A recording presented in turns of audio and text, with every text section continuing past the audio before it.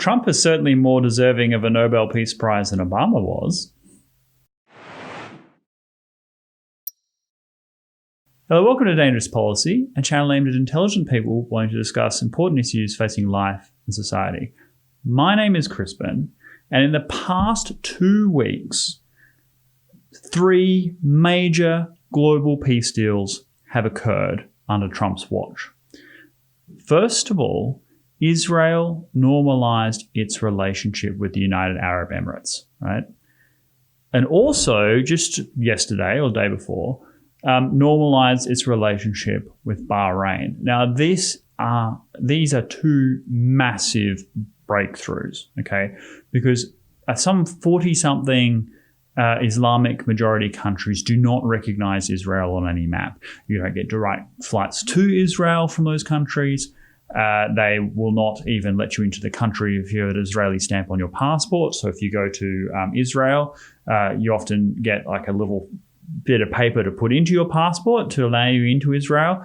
It doesn't record that you've been there so that you can travel to these other countries that don't recognize its right to exist. And then, of course, Israel has a history where it has been invaded on multiple occasions by its surrounding neighbors.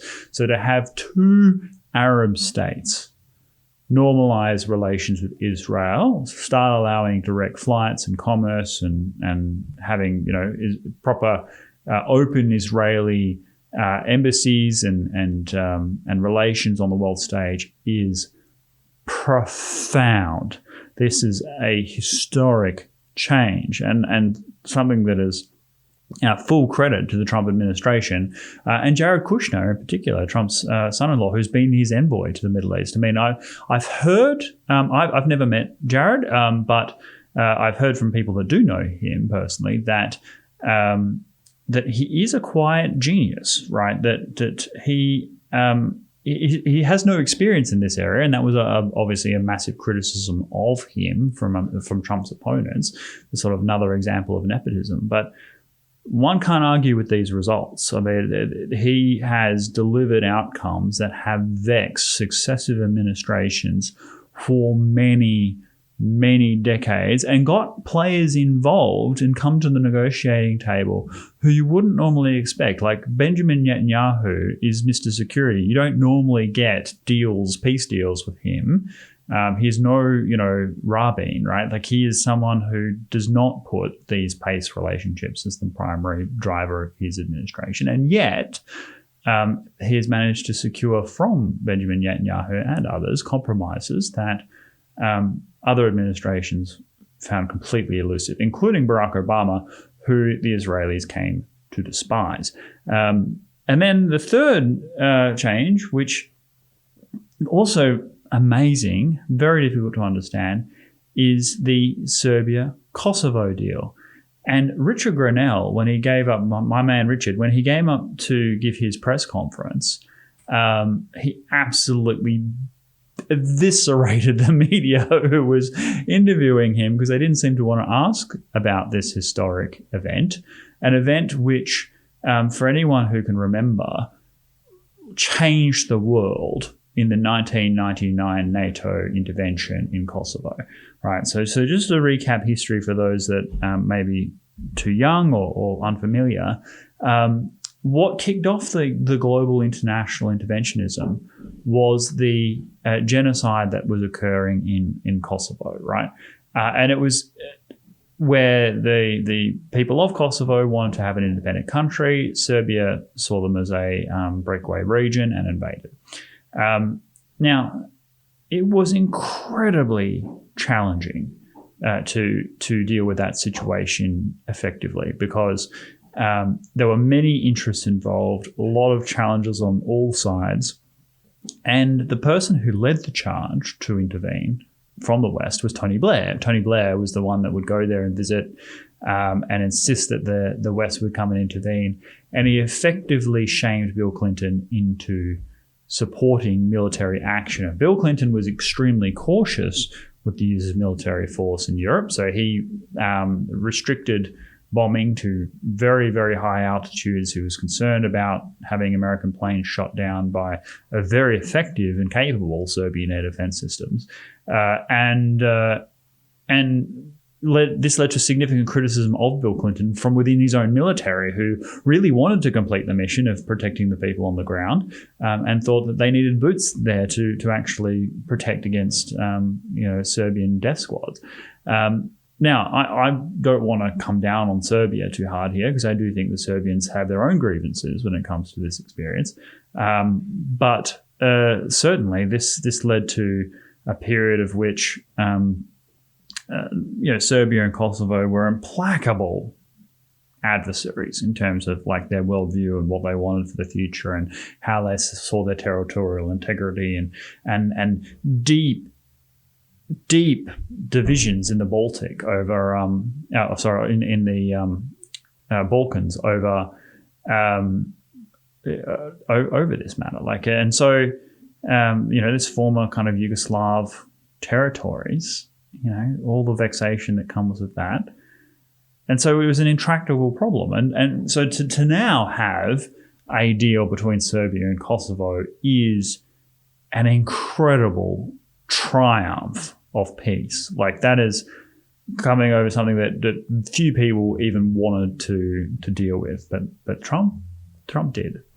And so Trump has received multiple Nobel Peace Prize nominations, which, frankly, he richly, however you feel about Trump, if you're analysing this objectively, he deserves a Nobel Peace Prize.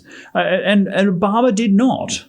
Obama was given a Nobel Peace Prize at the start of his presidency because of aspirations of world peace, not for anything that he had actually achieved. And then what he actually did do was eightfold increases in drone strikes, reintroduced targeted assassinations that had been lawfully ended by the Lyndon Johnson administration in the 1960s, so that he could kill his own people in foreign countries. Obama was not a peace president by any metric. He didn't achieve any peace outcome in any part of the world, and yet he was awarded a Nobel Peace Prize because he could speak nicely and hold a sentence and look good on camera. And that's why he was given the Peace Prize. And I think, in his sober moments, Obama would recognize that. He knew when he gave his acceptance speech, he accepted it on behalf of people who had aspirations for world peace. And I think he himself didn't feel like he had properly earned a Nobel Peace Prize. And frankly, I think he shouldn't have accepted it. But if you get peace between Bahrain and Israel, you get peace between the Emirates and Israel. Oh, and by the way, traditional enemies of Israel that have invaded them in the past are now allowing their airspace to be used for Israeli flights. So they're on the path to normalizing things as well. Even major countries, even the home of Mecca and Medina, the sort of sponsors of Palestine, Saudi Arabia, they're allowing their airspace to be used by Israeli commercial flights for the first time. So Israel is normalizing its relations with the Middle East, something that people just find impossible to imagine even a few years ago. Serbia, Kosovo, one of the most vexing, complicated, multifaceted, challenging, multi-ethnic divisions in the world, is being resolved. Trump hasn't started any new wars, except ISIS, where he finished that war effectively and on terms that I think everyone would agree are satisfactory. So why wouldn't you give President Trump a Nobel Peace Prize? He's clearly a peace president. And the only reason you would deny him this is because you don't like his tweets. He was even nominated for opening dialogue with Kim Jong-un, the first US president to meet the North Korean dictator. And in the last 2 years, we haven't had a missile test, we haven't had a nuclear test. It's been very quiet. Now, I have a lot to say about North Korea. I'm quite hawkish on North Korea, so I wouldn't necessarily think that Trump's approach to North Korea has been wholly successful in the way that we would want. I would see him being a little bit stricter on things. But that's because he's a pro-peace president deserving of a Nobel Peace Prize. Even when I disagree with his actual policy, I acknowledge that he is making sacrifices for peace. So full credit to President Trump, who is making the world a better place, objectively speaking. Full credit to Jared Kushner, who, despite being a kind of a quiet, mild-mannered real estate tycoon, is delivering peace outcomes that have vexed specialists for decades.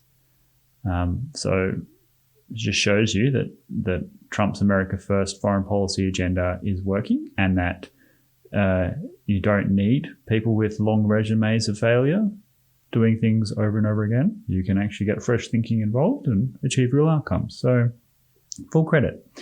Hope that the Norwegian Council approves his nomination and that we see a Donald Trump acceptance speech of the Nobel Peace Prize sometime soon. I know what I've said might ruffle a few feathers, but I just think it's an objective fact. But if you do have a different view, or you do support what I've said, please leave a comment down below. I will happily engage with them. And like and subscribe if you haven't already, and I will see you next time. Thank you very much.